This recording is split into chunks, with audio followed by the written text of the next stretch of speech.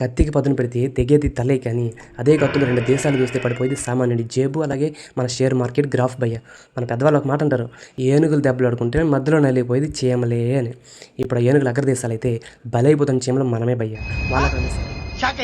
అక్కడ మిసైల్స్ పేలుస్తుంటే ఇక్కడ మన ఇంట్లో బడ్జెట్ పేలిపోతుంది తెలుసా. ఈ రోజుల్లో ఉదయాన్నే లేచి న్యూస్ ఓపెన్ చేస్తే చాలు ఎక్కడ చూసినా ఒకటే గోల. ఒక పక్క దేశాల మధ్య యుద్ధాలు, ఇంకో పక్క పాతాలని పడిపోతున్న స్టాక్ మార్కెట్లు, అలాగే ఆకాశం తాగుతున్న గోల్డ్ రేట్లు, ఇక మన ఇంట్లో వాడే ఎల్పిజి గ్యాస్ బిల్లులు చూస్తే కళ్ళు బయర్లు గమ్మాల్సింది ఎవరికైనా. చాలా మంది ఏమనుకుంటారంటే అసలు ఏం జరుగుతుంది భయ్య ఈ ప్రపంచంలో, ఎక్కడో వేల కిలోమీటర్లో ఉన్న ఉక్రెయిన్లోనూ ఇజ్రాయెల్లోనూ బాంబులు పడితే ఇక్కడ నాకేంటి ప్రాబ్లం అనుకుంటారు. కానీ అక్కడే పప్పులో కాల్ వేశారు. వాళ్ళు అక్కడ రాకెట్లు వెళ్తే ఇక్కడ మనకి జేబుల్లో చిల్లులు పడుతున్నాయి తెలుసా. ఎలా అంటారా, ఈరోజు ఈ వీడియోలో ఎలాంటి కాంప్లికేటెడ్ ఎకనామిక్ పదాలు వాడకుండా లాజిక్ అంతా క్లియర్గా వివరిస్తాను. ఈ వీడియో ఎండ్ అయ్యేసరికి ఈ గ్లోబల్ పాలిటిక్స్ మీకు ఎలా ఎఫెక్ట్ ఇస్తున్నాయో పక్కాగా అర్థమవుతుంది. సో స్కిప్ చేయకుండా ఎండ్ వరకు చూసేయండి. మరి ఫస్ట్ పాయింట్, అసలు ఈ గొడవలేని ఎందుకు భయ్యా, శాంతిగా బతకొచ్చుగా. సింపుల్గా చెప్పాలంటే మన పవన్ కళ్యాణ్ ఖుషి సినిమాలో హీరో హీరోయిన్ల మధ్య వస్తుంది చూసారా ఒక ఫైట్, నా ఈగో పెద్దదంటే నా ఈగో పెద్దదని. ఇంటర్నేషనల్ లెవెల్లో కూడా ఎగ్జాక్ట్గా ఇదే జరుగుతుంది. కాకపోతే ఇక్కడ ఎఫెక్ట్ అయ్యేది ఏంటంటే కోట్ల మంది ప్రాణాలు. దీనికి మెయిన్గా 3 రీజన్స్ అయితే ఉన్నాయి. ఒకటి ఈగో అండ్ పవర్, నేను సూపర్, నా మాటే వినాలి అనే ఒక అహంకారం.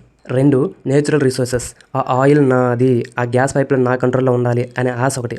ఈ ప్రపంచాన్ని శాసించేది డబ్బు కాదు, ఇంధనం. కాబట్టి దాన్ని కంట్రోల్ చేస్తే ప్రపంచం నా గుప్పిట్లో ఉన్నట్లే అని. 3 బార్డర్ సెక్యూరిటీ, వాడు నా పక్కకు వచ్చి కూర్చుంటే రేపు నాకు డేంజర్ అన్న భయం ఒకటి. మన పక్కంటి వాడితో మనం గొడవకు వస్తే మనం ఏం చేస్తాం, మధ్యలో గోడ కడతాం కదా. అలాగే దేశాల మధ్య గొడవ వస్తే మిసైల్స్ పెడతారు. ఎగ్జాంపుల్కి చెప్పాలంటే ఇప్పుడు రష్యా ఉక్రెయిన్ గొడవనే తీసుకోండి. ఉక్రెయిన్ నాటోలో చేరితే అమెరికా వాళ్ళు డైరెక్ట్గా రష్యా బార్డర్లోకి వచ్చేస్తారు. అది రష్యాకి నచ్చలా. నువ్వు నా మాట వినకపోతే నీ వంతు చూస్తానని రష్యా వార్ స్టార్ట్ చేసింది. ఎప్పుడైతే మాటల ద్వారా ప్రాబ్లం సాల్వ్ అవ్వదో అప్పుడు ఈ ఈగో గొడవలు కాస్త గ్లోబల్ వార్స్గా మారిపోతాయి. ఫైనల్గా పిచ్చోళ్ళు అయితే బయలైపోయింది కామన్ మ్యాన్ అయినా మనమే భయ్య. రెండో టాపిక్ స్టాక్ మార్కెట్. మామూలుగా స్వింగ్ ట్రేడింగ్ లాంటివి చేసే వాళ్ళకి మార్కెట్ పల్స్ బాగా తెలుస్తుంది. స్టాక్ మార్కెట్ అనేది ఒక సెన్సిటివ్ చిన్నపిల్లడు లాంటిది భయ్య. ఎక్కడ ఏ చిన్న సౌండ్ వచ్చినా ఉరిక్కిమని పడుతుంది. నిజం చెప్పాలంటే స్టాక్ మార్కెట్లో డబ్బులు సంపాదించాలంటే తెలివి ఒకటి ఉంటే సరిపోదు, ఈయనొక గుండె కూడా కావాలి. టీవీలో యుద్ధం వార్త వచ్చినప్పుడు మన పోర్ట్ఫోలియో ఓపెన్ చేసి చూస్తే చాలు ఎర్రటి రక్తం పారినట్టు మొత్తం రెడ్ కలర్లో కనిపిస్తుంది. స్టాప్ లాస్లు ఎగిరిపోతుంటే ఆ పెయిన్ ఏంటో ట్రేడింగ్ చేసే ప్రతి ఒక్కరికి తెలుస్తుంది భయ్య. అసలు యుద్ధం వస్తే మార్కెట్ ఎందుకు పడుతుందో ఒక చిన్న లాజిక్తో చెప్తాను, కరెక్ట్గా వినండి. ఒక పెద్ద కార్ల కంపెనీ ఉందనుకుందాం. ఆ కార్లు తయారవ్వాలంటే steel, rubber, semi conductor chips కావాలి. ఇవన్నీ వేరే దేశాల నుంచి ఇంపోర్ట్ అవ్వాలి. యుద్ధం వల్ల బార్డర్స్ క్లోజ్ అయిపోయినాయి, ఇంపోర్ట్స్ అయిపోయినాయి. ఇప్పుడు ఏమవుతుంది, కార్ల ప్రొడక్షన్ ఆగిపోతుంది. ప్రొడక్షన్ ఆగిపోతే సేల్స్ ఉండవు. సేల్స్ లేకపోతే కంపెనీకి లాభాలు రావు. కంపెనీకి లాభాలు రాకపోతే అందులో పెట్టుబడి పెట్టిన ఇన్వెస్టర్స్కి ఒకటే భయం మొదలవుతుంది. అమ్మో నా డబ్బులు ఏమైపోతాయో, ఏ కంపెనీ మునిగిపోతుందో అని. వెంటనే వాళ్ళ షేర్లన్నీ అమ్మేసుకొని క్యాష్ చేసుకొని బయటపడాలని చూస్తారు. దీన్నే టెక్నికల్గా ప్యానిక్ సెల్లింగ్ అంటారు. సింపుల్గా మార్కెట్లో అందరూ అమ్మేవాళ్ళు ఉండి కొనేవాళ్ళు ఒక్కరూ లేకపోతే ఏమవుతుంది, ఆటోమేటిక్గా మార్కెట్ క్రాస్ వచ్చి బ్యాక్ మ్యాడ్ కూలినట్టు సెన్సెక్స్, నిఫ్టీ పడిపోతాయి. గోల్డ్, సిల్వర్ రేట్లు ఎందుకు రాకెట్లా పైకి వెళ్తున్నాయి? ఇక్కడ ఒక ఇంట్రెస్టింగ్ ట్విస్ట్, మార్కెట్లో పడిపోతున్నప్పుడు ఒకవైపు మాత్రం గ్రాఫ్ రాకెట్లా పైకి వెళ్తూ ఉంటుంది. అదే మన గోల్డ్ అండ్ సిల్వర్. ఎందుకు?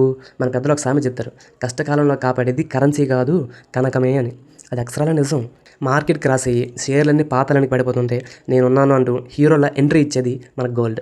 సింపుల్గా చెప్పాలంటే ఎకానమీకి విలన్ ఎదురైనప్పుడు కాపాడే కవచం ఈ పసిడి మాత్రమే. అందుకే రేట్లలో జట్ స్పీడ్లో దూసిపోతున్నాయి. ఎప్పుడైతే స్టాక్ మార్కెట్లు పడిపోతాయో, దేశాల మధ్య గొడవలలో ఏ దేశం కరెన్సీ వాల్యూ ఎప్పుడు పడిపోతుందో తెలియని ఒక అన్సర్టినిటీ వస్తుందో అప్పుడు ప్రపంచం మొత్తం చూసే ఒకే ఒక ఆశాకిరణం బంగారం. ఇలాంటి టైంలో పెద్ద పెద్ద ఇన్వెస్టర్స్ 100 కోట్లు ట్రేడింగ్ చేసేవాళ్ళు చివరికి దేశాల సెంట్రల్ బ్యాంకులు కూడా స్టాక్స్ అమ్మేసి ఆ డబ్బుతో భయం లేకుండా గోల్డ్ కొని దాచుకుంటారు. మన ఇంట్లో తాతయ్య నాన్నమ్మని అడగండి, వాళ్ళ దగ్గర కాస్త డబ్బులు రాగానే తీసుకెళ్ళి బంగారం కొని పెట్టేవారు. ఎందుకంటే ఎన్ని యుగాలు మారినా గోల్డ్ ఎప్పటికీ ఒక ఫిజికల్ అసెట్, దాని వాల్యూ జీరో అవ్వదు, అది కాలిపోదు, పాడవదు. ఎప్పుడైతే దానికి డిమాండ్ విపరీతంగా పెరుగుతుందో ఆటోమేటిక్గా రేట్లన్నీ ఆకాశాన్ని తాకుతాయి.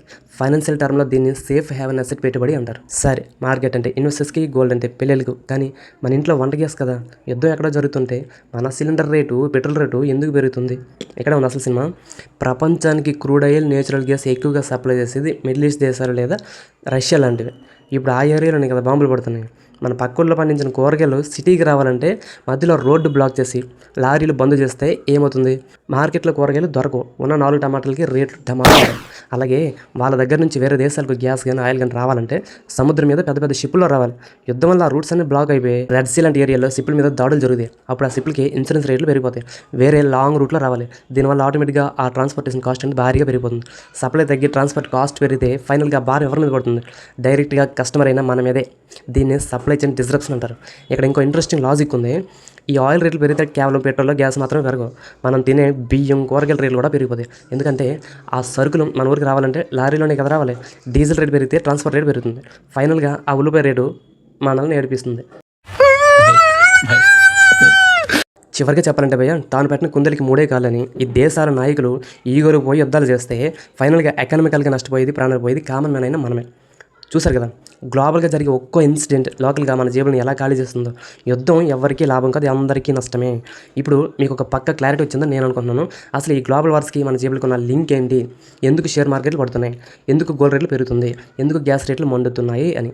మరి ఈ సిచ్యువేషన్లో మీరు ఎలాంటి స్టెప్స్ తీసుకుంటున్నారు? మార్కెట్ క్రాస్ని ఆపర్చునిటీగా తీసుకుని ఇన్వెస్ట్మెంట్ చేస్తున్నారా, లేక సేఫ్గా గోల్డ్ వైపు వెళ్తున్నారా? కింద కామెంట్ సెక్షన్లో నాతో పంచుకోండి.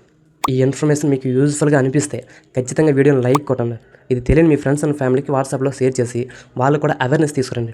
ఇలాంటి మరెన్నో genuine, interesting and educational content కోసం మన ఛానల్ సబ్స్క్రైబ్ చేసుకోవడం మాత్రం మర్చిపోకండి. మళ్ళీ ఇంకో సాలిడ్ టాపిక్తో మీ ముందుకు వచ్చేస్తాను. అప్పటి వరకు అంటిల్ దెన్ బై బాయ్.